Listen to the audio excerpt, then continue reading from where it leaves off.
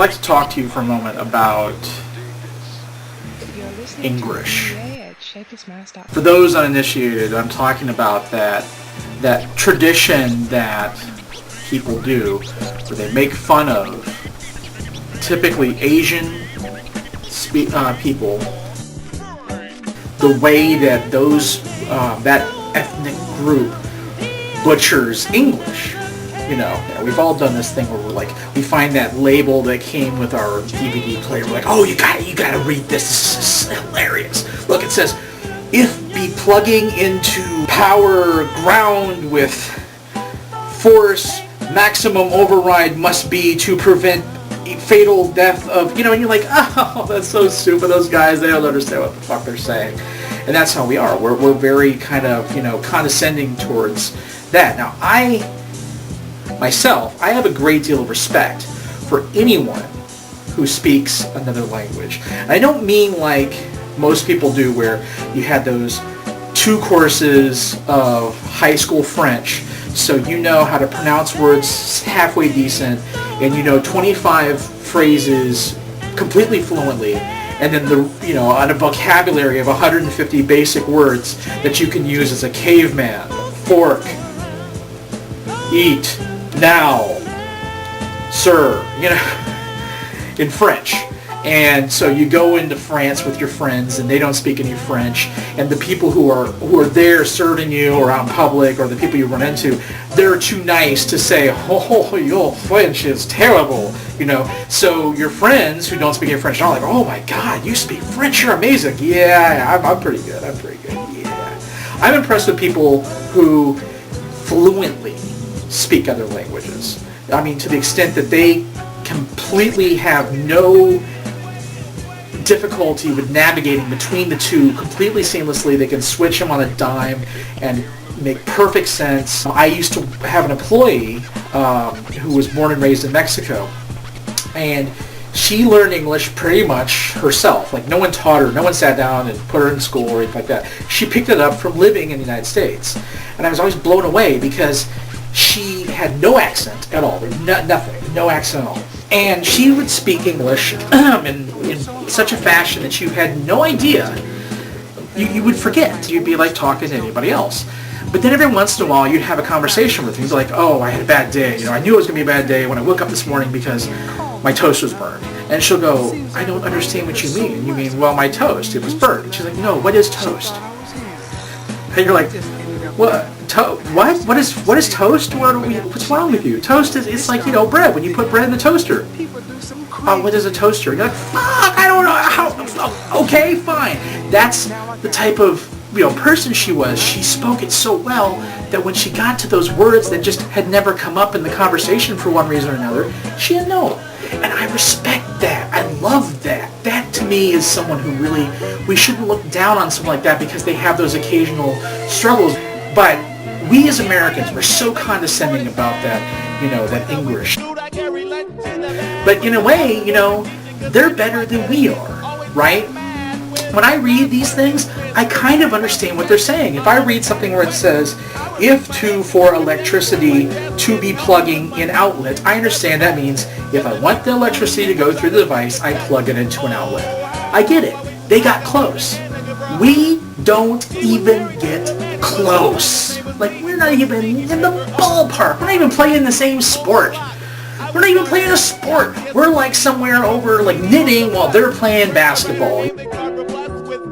I have friends who are tattoo artists, and they hang out at tattoo shops.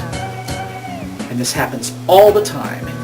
People walk in to the tattoo shop and they're like, I want to get some of that Asian lettering on my arm. I want it to say rebel, because I'm a fucking rebel. Yeah, man, I'm going to say rebel. That's how much of a rebel I am, motherfucker. I'm rejecting your fucking language. Fuck you, English. I'm a fucking rebel. It's going to say rebel. It's going to be right here. And you're like, you dumb bastard. Okay? Isn't the word rebel enough? I understand why people like the various visual languages that Asian cultures use, because We're familiar. We know English. We know what English looks like. There's only so much you can do with it to a certain extent. Those Asian languages, they look very dangerous and yet graceful. You know, there's these curves and these smooth lines, but then they have these jagged, sharp edges. Like at any second, they're going to turn around, slice, chop your head off, and you know, like they're like ninjas. It's like art, and it means something. It's communicating something over and above just what the word means. It's not to say rebel. It's saying in a way that just kind of, oh yeah, ooh, that's who I am. I'm a fucking ninja. I'm a rebel.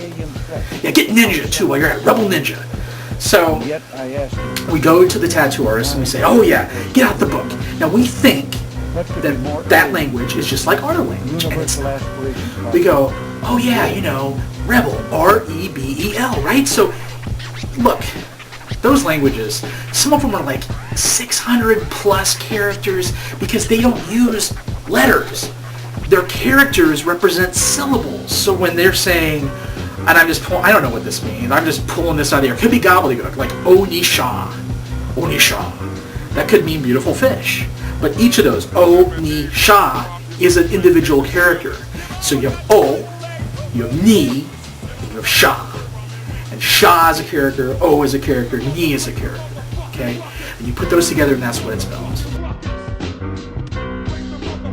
So you're walking in and you're going, yeah, give me R, give me E, give me B, give me E, give me L, because I'm fucking stupid. I don't know how to spell rebel. That's how much of a fucking rebel I am. Okay, yeah, sure, give you rebel, yeah, alright. R-E-B-E-L, because, you know, they've got this thing where it breaks down. This is R, this is E, and we don't even know. You have no idea if the person who put the book together is telling the truth. You don't know if the tattoo artist is actually giving you what you really picked out. You don't fucking know, because you don't speak the language either. And you take those letters and you put them together, and you're basically taking syllables at random. It's like someone goes into the English language and goes, okay, we've got piano, and we've got calculator, and we've got hypothalamus. So I'm going to take P from piano, and cal from calculator, and high from hypothalamus. And I've got P cal high. P cal high. That's what I'm going to get tattooed right here on me. P cal high. So maybe it's just gibberish. Or maybe it's real words. And you go out and you're like, yes, here it is, look at this. You see this motherfucker? And that's part of the thing. It's the mystique, you know.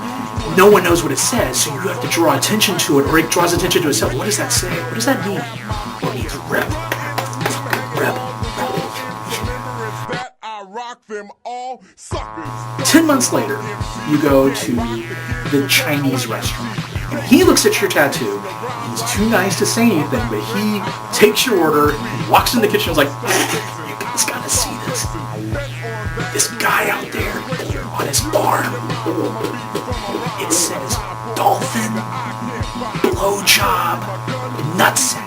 Oh my God, gotta see it. Blowjob, nutsack. Come here. He'll bring all, you know, everybody comes out there and is like, here, let me get you some water, sir. Oh, here, you need some extra this. Here, let me get you another fork, and blah, blah, blah. And they come out because that's how fucking stupid we actually are. And we're not even close. We're not even close.